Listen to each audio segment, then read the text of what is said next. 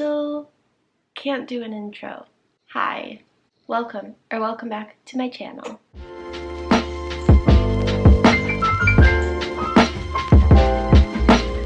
Today I'm going to be talking about another book in the Andy Carpenter series, and that is Play Dead by David Rosenfelt. And this review I'm actually going to be doing with my friend on YouTube, ItsJustChurch. So the first part I'm going to summarize the book, and then the second part we're actually going to discuss it together. So if you're interested in that, then definitely keep watching. So Play Dead by David Rosenfelt is one of the books in the Andy Carpenter mystery series. I read the first book, Open and Shut, and reviewed it, so I will leave a link to that somewhere. And it was actually surprisingly good.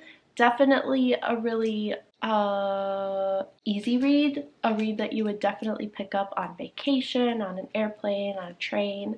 The mystery was surprisingly well crafted, honestly, and I did think that he built suspense decently well. I believe this is the 5th book in the Andy Carpenter series.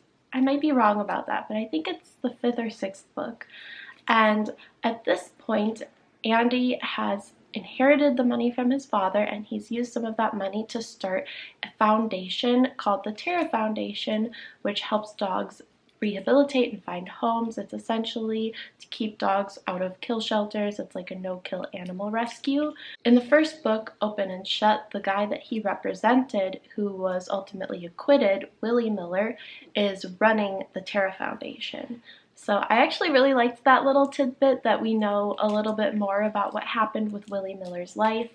And I also like that even though I skipped some of the books in between the first book and this book, I still understood really well what was going on. David Rosenfelt did a really good job picking up where we left off, and it was like I skipped no books whatsoever. He really did a great job of explaining any backstory that I might have missed. As long as you've read the first book in this series, I suspect that you're able to pick up any of the subsequent books without being particularly confused. So I really appreciate that. A lot of the same characters are back in this book, and that is basically all of the people that help him, his secretary and his girlfriend / private investigator Lori, who now lives and works in Wisconsin, as well as Pete, the police officer detective guy that he is friends with, who helps him a lot with his work. So this book starts off with them finding a dog in the shelter who is named Reggie, and this dog is supposed to go down. He's got a death sentence, but Andy is like, no, this is a really good dog. What's his history? I want to figure it out. And he first gets the dog off. So he is like, no, the dog bit in self-defense. His owner was abusive, and then it turns out that that was not even his real owner. His real owner was this guy named Richard, who is currently serving a term in prison for the murder of his fiancée. Now this basically unravels the real mystery of the book, where Andy tries to get Richard off. Richard's sister is convinced that he is not guilty. She's convinced he didn't do it, and Andy is also convinced, so he digs deeper into this, and the mystery keeps unfolding. So initially it looks like a murder-suicide. It looks like Richard murdered his fiancée, threw her over the side of his boat, and then took a bunch of pills to try to kill himself. But the circumstances are a little bit suspicious. His dog was with him, and of course this dog turns up alive. So they're like, what happened with the dog? Did he throw the dog overboard? Did the dog survive? And then, as they dig a little bit deeper, it looks like he didn't actually ingest pills, but was perhaps injected with something to make it look like he ingested pills. And it just keeps snowballing and snowballing. Basically, Andy is just arguing, can you prove this beyond a reasonable doubt? And his argument is just that there is a reasonable doubt, until he digs into the past of Richard's fiancée, and he realizes that Richard's fiancée was a member of the Witness Protection Program. And all this time, there have been these people who've been after Andy because it's a very publicized case. And a lot of these people were people who were involved in a supposed helicopter crash in Afghanistan. This whole group of people seems to be connected to sort of an embezzlement scheme where they were embezzling like billions of dollars of government funds. Supposedly, Richard's fiance was a witness to this, so she was put into the witness protection program. However, it turns out she wasn't actually a witness to this, but was ultimately a part of it.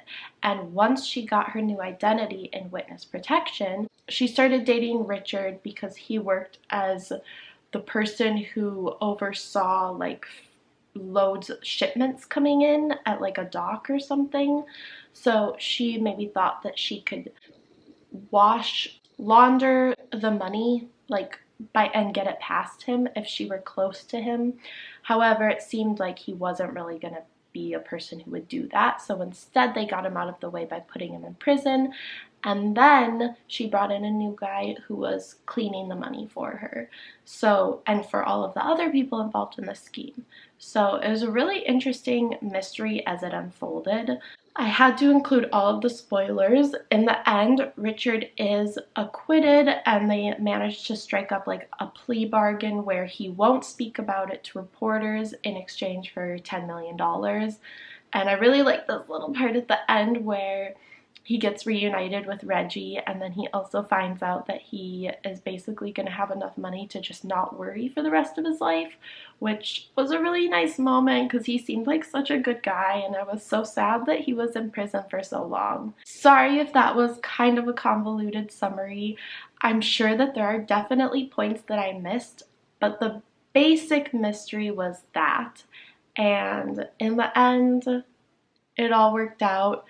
But it really seemed like it wasn't going to for a minute, so they had the suspense building.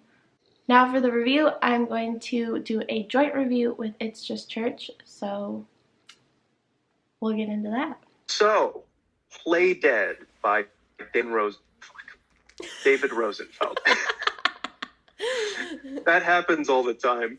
I know. Well, I always get I'm like, oh, by Andy Carpenter? No, it is an Andy Carpenter book. It's by David Rosenfelt, who, by the way, yes. I finally this one has a back jacket cover.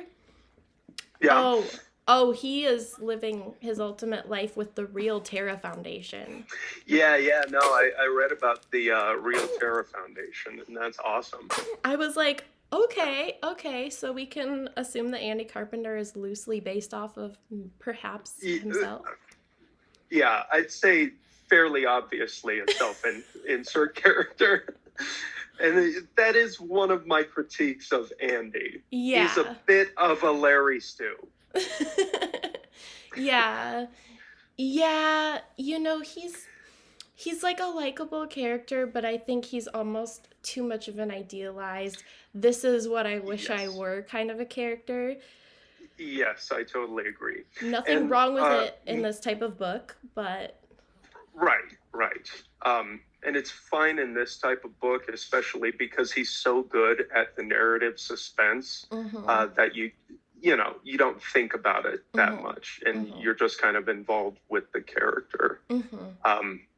And he's actually a lot better in this one at the scene-to-scene suspense, because that was one of my main problems with the first one we read, is the narrative suspense was good, but like there was no horror in the scenes that were supposed to be tense. I would agree with that, and I think that this one did that a lot better. It was more, I would consider it more of a page turner than the first one, and I think that plays into like that same kind of aspect. Something that I think is a common theme in this series is that you're going to be able to pick up, as long as you've read the first one, you can pick up any of the books and you'll understand what's going on. He summarized what we missed in the 4 or 5 books between so well that I was like, oh, I haven't missed a beat. Yeah. Whenever a returning character popped up and he just explained the beats from the last 3 books, you were just immediately there. Yeah. High points for me were, I think you're right about the suspense, and I also think the mystery itself was a little bit more intricately crafted in this one. You thought you figured it out maybe about 3/4 of the way through, but then there was kind of an added layer where not only was Stacy slash Diana, like there was a third level to that where I think that was kind of interesting. He didn't really need to tie that back to that last character that was involved with Hamidi, but he did. Hamidi. I don't You know know. the guy. You know the guy. yeah. Hamabi, I think it was. Yeah, something like that. Yeah. Anyway. Something like that. Anyway, he tied that back around, and I felt like that wasn't necessary, but that's the thing that makes it a little bit cleaner for me. I'm like, okay, that's a sharp edge. Yeah. Yeah, no, that was really good. And I liked that he did the rule of 3 with that one joke that he kept going, I'll take this to the media. Are any of these gonna ever have an ending that isn't exactly what you want it to be?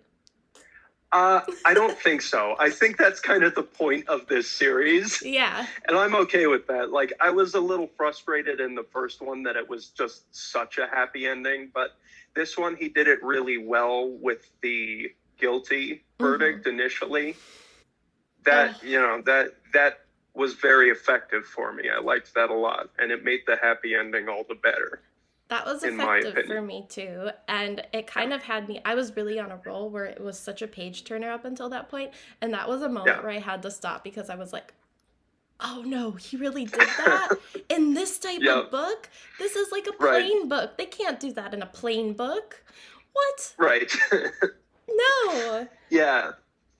He does have a structure, a very obvious structure, at least in these 2 books. They feel like the same book, the same story, essentially, just with added details and stuff. And that's all right. It makes it run really well. I read the last third of this book in a straight run over a day and a half. And that was no problem at all for me.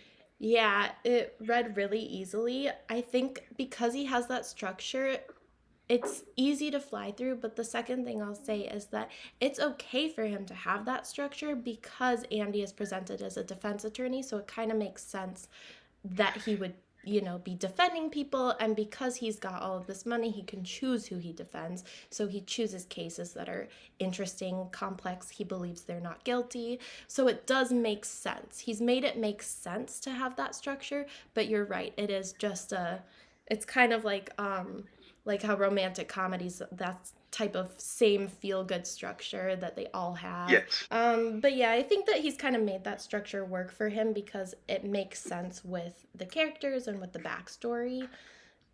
Without that, it would be a little bit too much, maybe. It'd be too unrealistic, whereas it's just enough unrealistic, but he's made it work, so yeah. Yeah, and what I was thinking reading this one was the court structure of it is very important because it feels like, so in my first review, I called it a crime drama. It's actually a mystery / court drama, but it feels like he's trying to push it out as a crime drama, You're right. It is a little bit more of like a courtroom drama with a salt bay of crime, just like a dash of crime. And the crime is really just used to propel forward, like you said, that courtroom drama, which was heavier in this one. We got a little bit more court action. I enjoyed especially with it starting off. Oh, sorry. No, well, just because there were 2 cases. There was the initial kind of little bit with Reggie that you weren't sure where it was going, and then it was, oh, Reggie's a big player in this. We're going to get this guy out of prison. And yes. Yeah. No, I figured Reggie's original owner would have a big stake in this just from the first, 3 or 4 chapters. Yeah. I got exactly what I wanted in this one. I have to tell you, I wanted that more dog action. I got more dog action. Tara still has not solved the crime yet. But I feel like give it 2 or 3 more books, she will be gathering key evidence. She will be. And honestly, if she's not, I will burn it to the ground. No, I won't. Okay. Or just write a strongly worded letter to David Rosenfelt. I will. And I feel like he has to have thought that Tara needs to really have a big paw in solving one of these mysteries, right? Okay, excuse that. That was... Yeah, no, that was good. I liked that. Thank you. She's a paws-on detective. Yes. I do appreciate the politics of Andy. I do too, and I like something small that I like that he included in Open and Shut and this book is the idea of it matters what judge you get, because a lot of people outside of courtrooms don't understand how much it matters what judge you get. And it's literally a strategy to like wait for the right judge, to like keep pushing a case forward until you get to the right judge who will help you. So right, like how they pushed hard against Hatchet, but he ended up just being on their side basically. He's like, and this judge feels almost too much on Andy's side in this again. But yeah, the first one, at least it felt a little bit like there was more fight to it. This one, it felt a little bit like, and perhaps he came up in some of those books we missed, and so their rapport has changed slightly. I'm not sure. Right. Yeah, I feel like I want to read the other ones between these, even though the second one is stupid expensive online. Yeah. I may just get it like on ebook. I hate ebooks, but I may just do it that way. We can't be missing that much in the second one. That's probably just when he starts the Terra Foundation. Skip to the third one. Yeah. That's the real tea. Let's talk a little bit about Lori, because she's definitely someone who was made up by a man as a character. Yeah. She's 5'10" and like Claudia Schiffer, but it's okay. Well, half of my notes are the Lori and Andy relationship is not good. No. Like it's bad. And it may be like I thought maybe it's a casualty of the first person's perspective, because it feels entirely centered on Andy. It does, and I think you might be right that part of it is that obviously we're not getting anything from Lori's perspective, so... Yeah, and like in the third to last chapter, there's a point where Andy's like, maybe I should reflect on why we only talk about me. And I'm like, yeah, definitely. Yeah, I think you're right. Some part of that is from perspective, but some part of that is also just... maybe his character. And the high stakes structure. Rosenfelt tries to give himself an out with mentioning that every time we meet up with them, he's in the middle of this huge court case, and so Lori's focused on that. But I still feel like we should hear more about how she feels about it. Here's the thing. Yes, he's in the middle of this high stakes court case. And of course, they're focused on that. But Lori's in Wisconsin with a whole other investigator job now. Like, why is she focused on that? She's a major detective. Yeah, like, why is she focused on that? She has her own cases to, like, solve. Wisconsin has tons of serial killers. Like, she's got something to do. You know what I mean? So that part was a little bit... I'm not sure about that, and why would she take that job far away? Why wouldn't he go with her when he's just got all this money and doesn't really have to be a defense attorney anyway? Right. Something ain't right about it. Something ain't right. Yeah. Yeah, no, and that's a weird thing, too, about this, is he has so little stakes, technically. Yeah. And it's hard to remember that, because he's going around working hard, boots on the ground, but And there are points where he's like, yeah, the previous attorney didn't have the money to spend on this. Yeah. And it's like, that's kind of a problem with the system, don't you think? We should maybe talk a little more about that. Yeah, instead of just addressing it in passing, like, oh, that's the way it is. It's kind of same with the judge thing. Oh, you just wait till you get the right judge. And if you can't wait it out financially, then too bad. Yes. And maybe the flippant way that Rosenfelt does bring these things up is like kind of a commentary on them, that it is really matter Yeah, of that fact. could be. It doesn't shine a super positive light on our justice system, but No, and I you think the know, first one did a lot better job of adding that commentary on top of it. Like,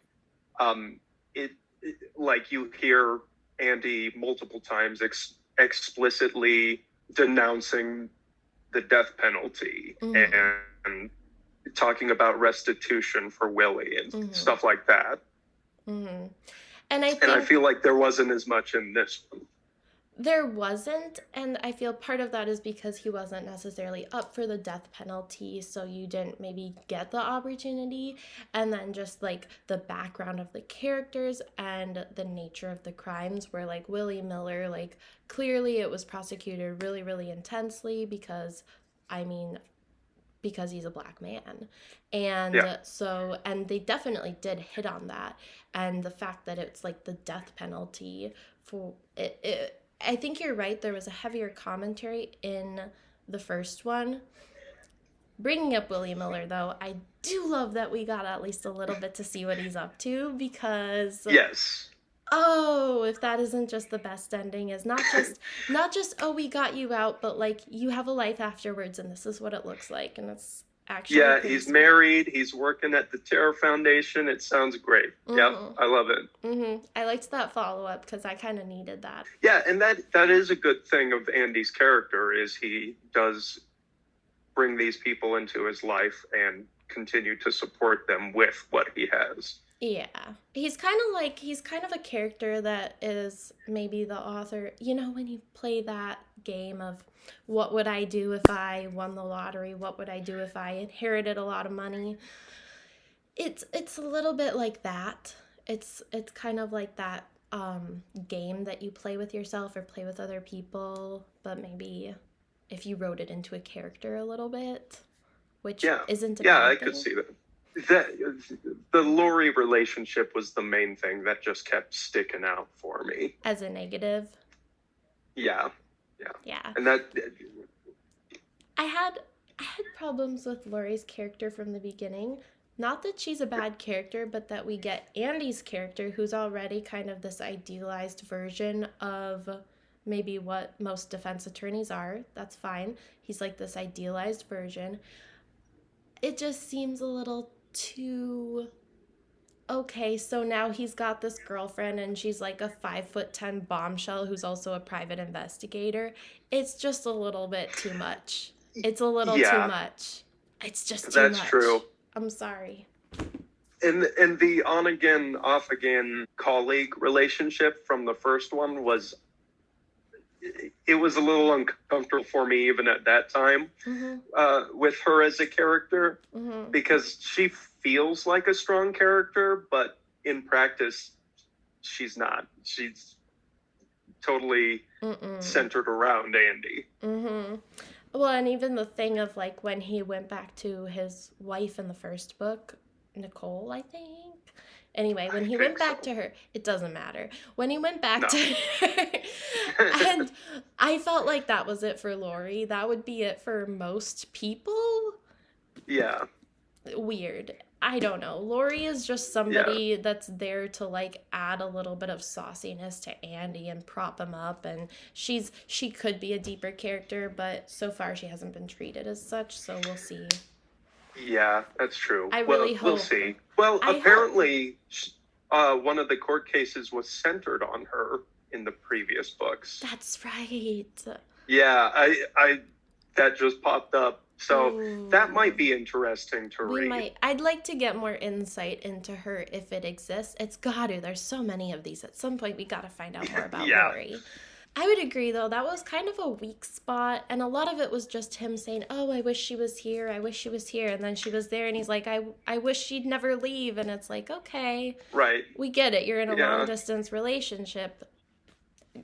What else? Yeah, what about it? Yeah, what about it? It doesn't really factor into any of this other stuff in the book. Yeah, unless she's immediately in front of him or on the phone, it's nothing, really. No. So I would kind of agree with that. It didn't end up being as much as it could have been. Maybe, like you said, we missed something. Maybe there's something in following books. I don't know.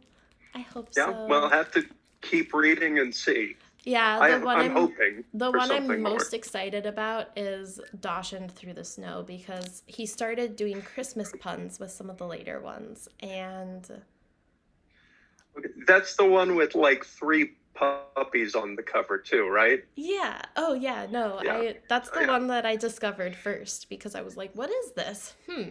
Right. Yeah. Looks like a Lifetime movie that was made into a book. It kind of is. It kind of is. You Yeah. know? I'm really excited for those ones. Hopefully we get even more Tara action. We got a lot of Reggie action. Reggie kind of saved the day in this book. Yeah. Yeah, And I liked Reggie a lot. I liked Reggie too. it. First off, what a good boy. Second off, what a sad story. 2 abusive owners. Yes.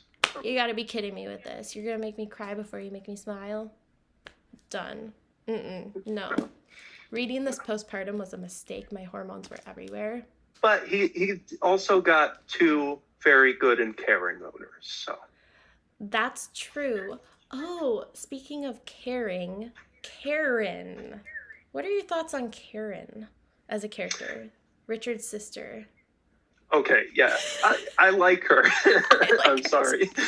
Obviously not enough to remember her name, but I like the fun and bubbly character put in there. That's a trope. Yeah. And there's a good reason it is. Yeah, it lightens things up. I was thinking that, wow, this would be a really dark and heavy story without that. Yes. So it's kind of nice that we got that. Because even it felt not as dark as the first one, and part of that might have been that just injection of Karen. I found it a little odd the way that people were trying to like get rid of her. I feel like there was a more effective way they could have done that, but I'm happy she didn't die, but like... Yeah, and it's nice that they left the situations open enough for Andy to come be the hero. Yeah. In every single time. Oh, and Andy kills the dude. Oh, he fucking murks a guy. Over it. Like it's nothing. There's one paragraph about the aftermath, and he's like, "No, I was pretty happy about it. I don't give a shit." Yeah. I'm like, he kills him with like his hands and a piece of wood. He really kills him.